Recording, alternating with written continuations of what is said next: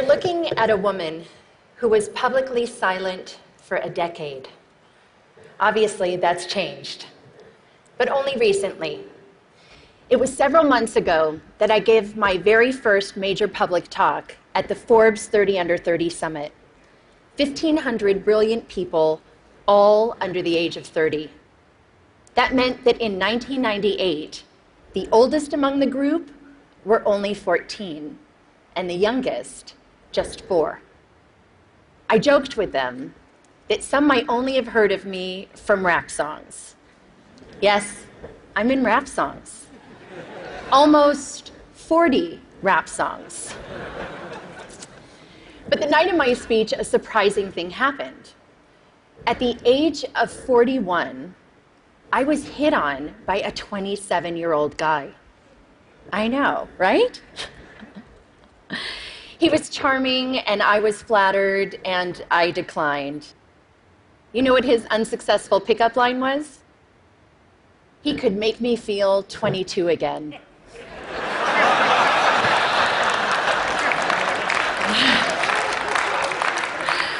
I realized later that night, I'm probably the only person over 40 who does not want to be 22 again.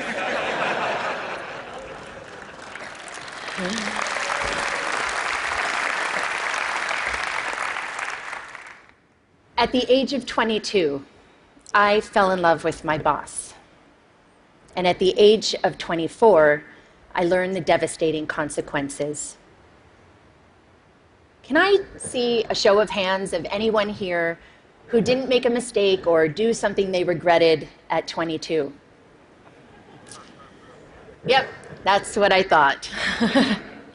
So like me, at 22, a few of you may have also taken wrong turns and fallen in love with the wrong person, maybe even your boss. Unlike me, though, your boss probably wasn't the President of the United States of America.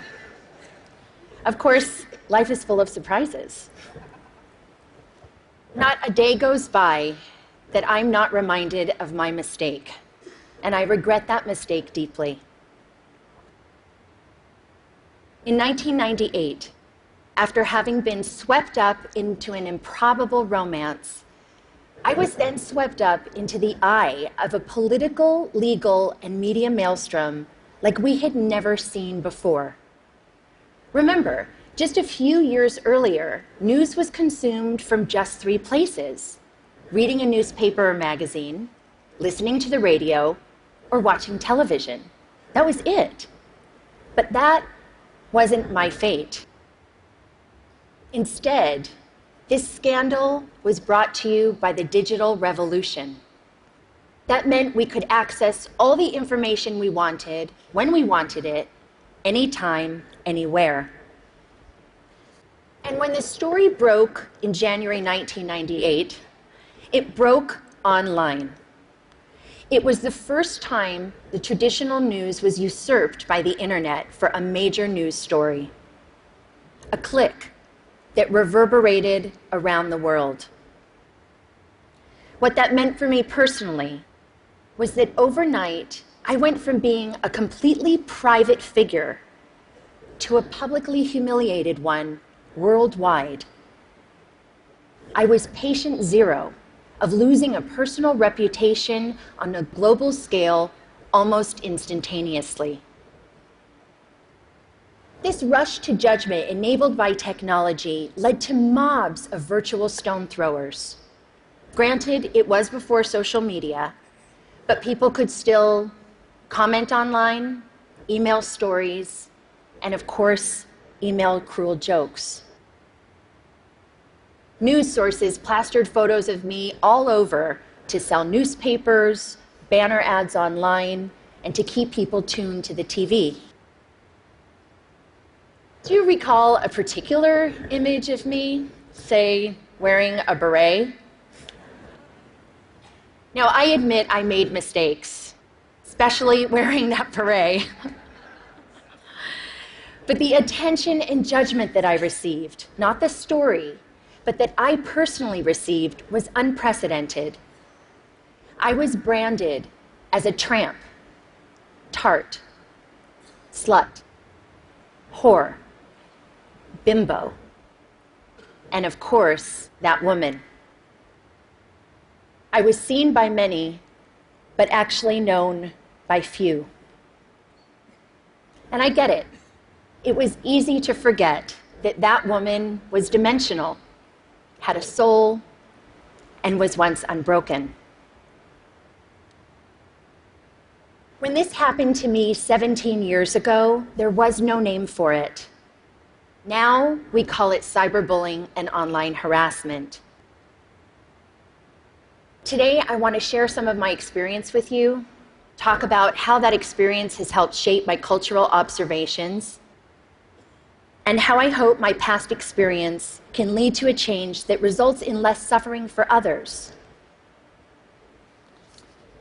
In 1998, I lost my reputation and my dignity. I lost almost everything, and I almost lost my life. Let me paint a picture for you. It is September of 1998.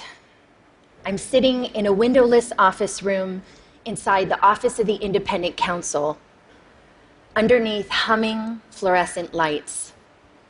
I'm listening to the sound of my voice on surreptitiously taped phone calls that a supposed friend had made the year before. I'm here because I've been legally required to personally authenticate all 20 hours of taped conversation. For the past 8 months, the mysterious content of these tapes has hung like the sword of Damocles over my head.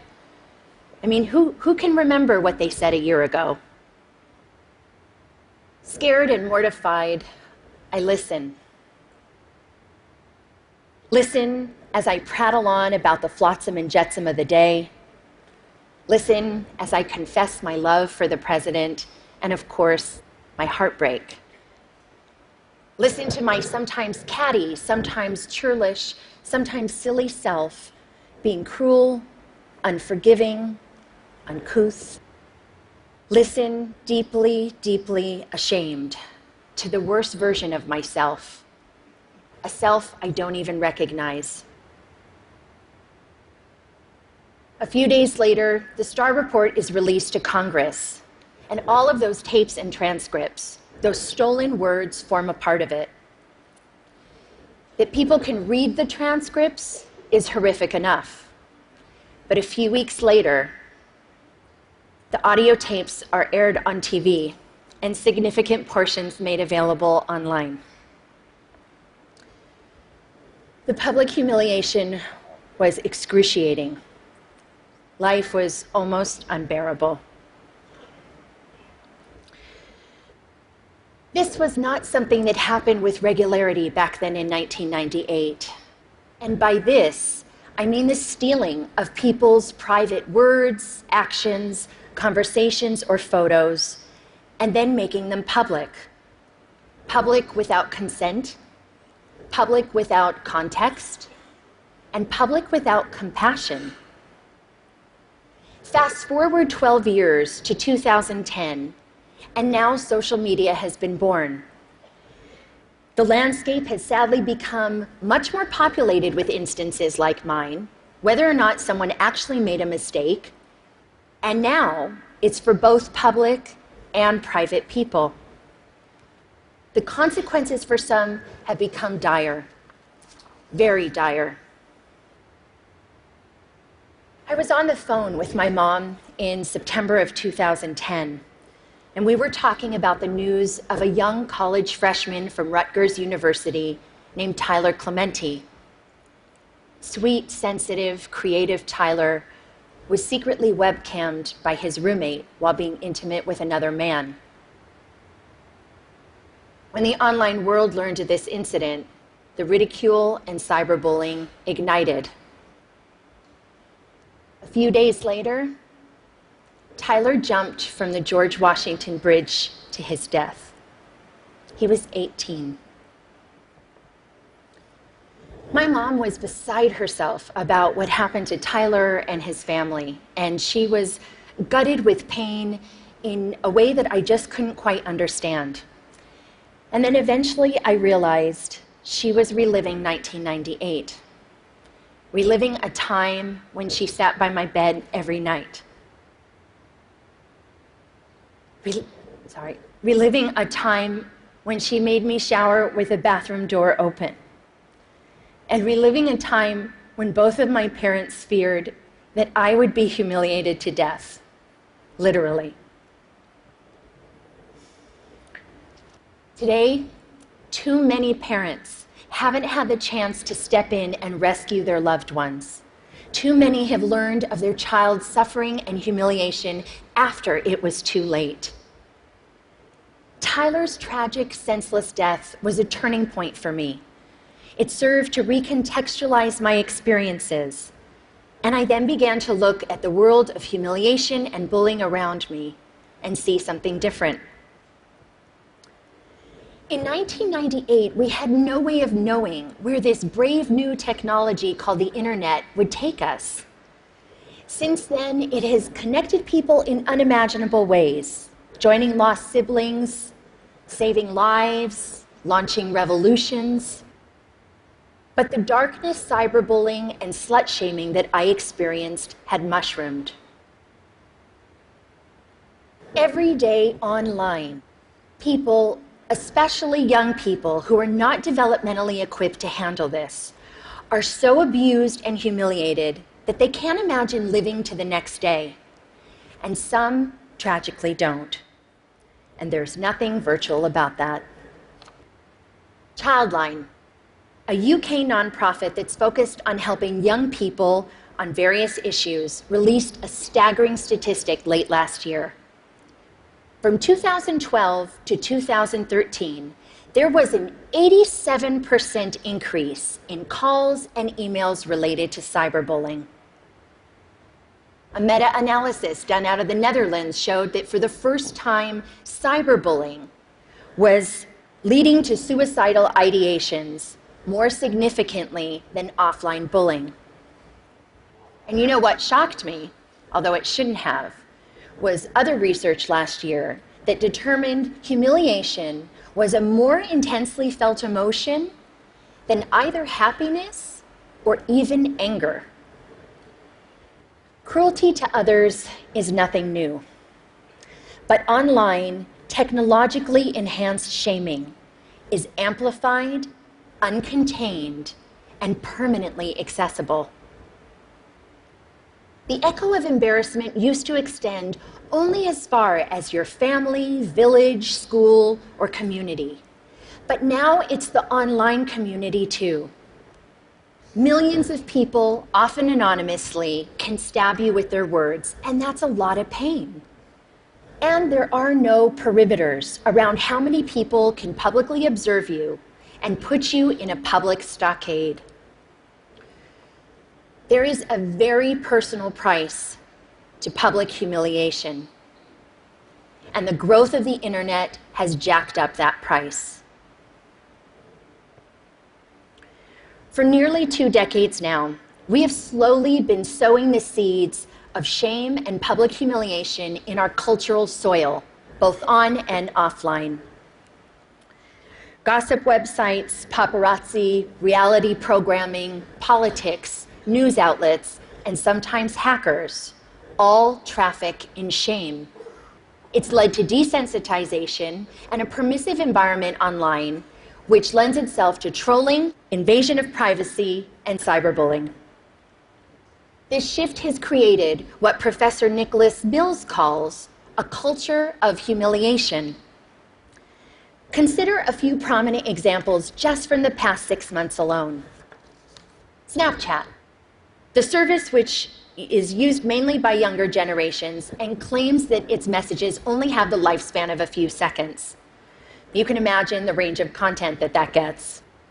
A third-party app which Snapchatters use to preserve the lifespan of the messages was hacked, and 100,000 personal conversations, photos, and videos were leaked online to now have a lifespan of forever. Jennifer Lawrence and several other actors had their iCloud accounts hacked, and private, intimate nude photos were plastered across the internet without their permission. One gossip website had over 5 million hits for this one story. And what about the Sony Pictures cyber hacking? The documents which received the most attention were private emails that had maximum public embarrassment value.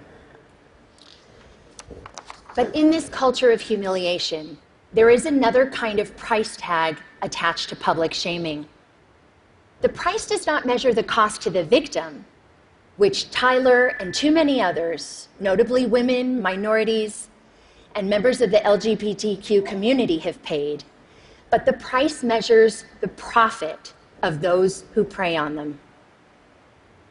This invasion of others is a raw material, efficiently and ruthlessly mined, packaged, and sold at a profit.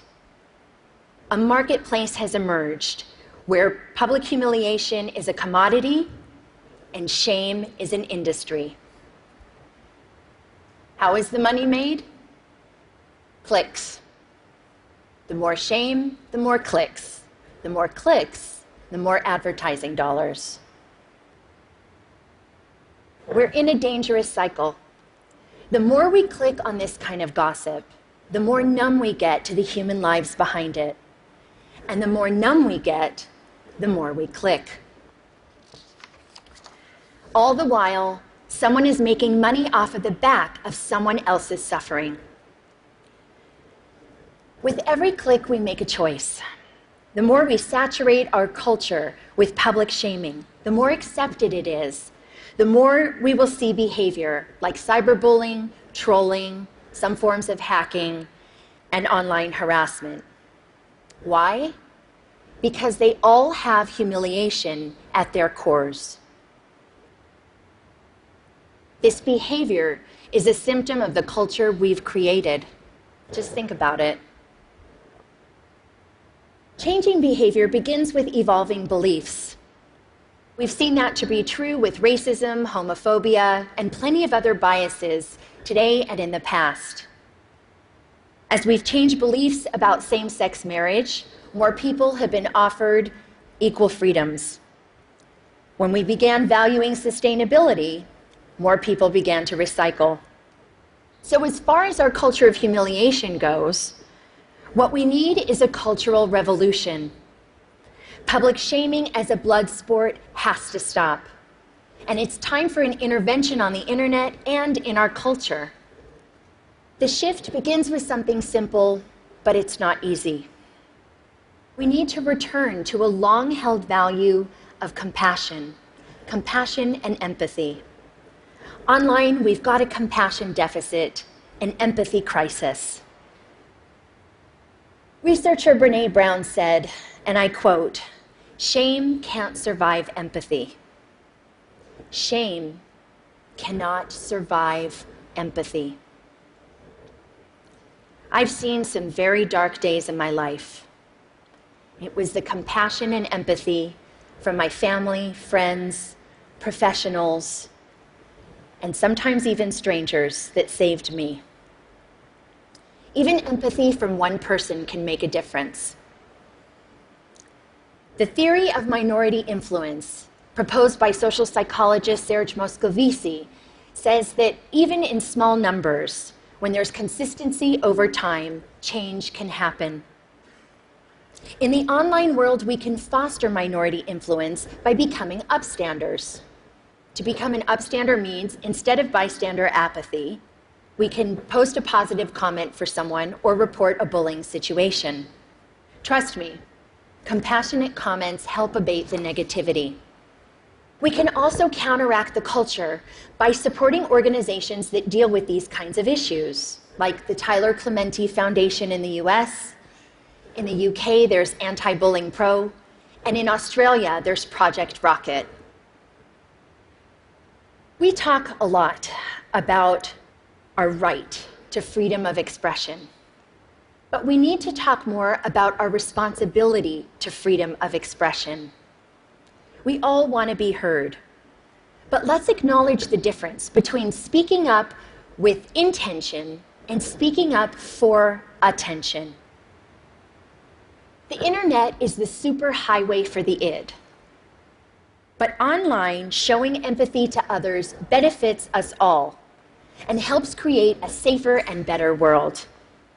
We need to communicate online with compassion, consume news with compassion, and click with compassion.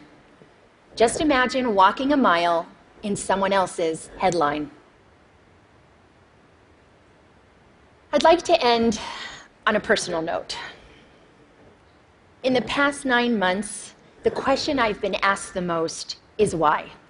Why now? Why was I sticking my head above the parapet? You can read between the lines in those questions, and the answer has nothing to do with politics. The top note answer was and is because it's time. Time to stop tiptoeing around my past, time to stop living a life of opprobrium, and time to take back my narrative. It's also not just about saving myself. Anyone who is suffering from shame and public humiliation needs to know one thing. You can survive it. I know it's hard. It may not be painless, quick, or easy, but you can insist on a different ending to your story. Have compassion for yourself. We all deserve compassion, and to live both online and off in a more compassionate world. Thank you for listening.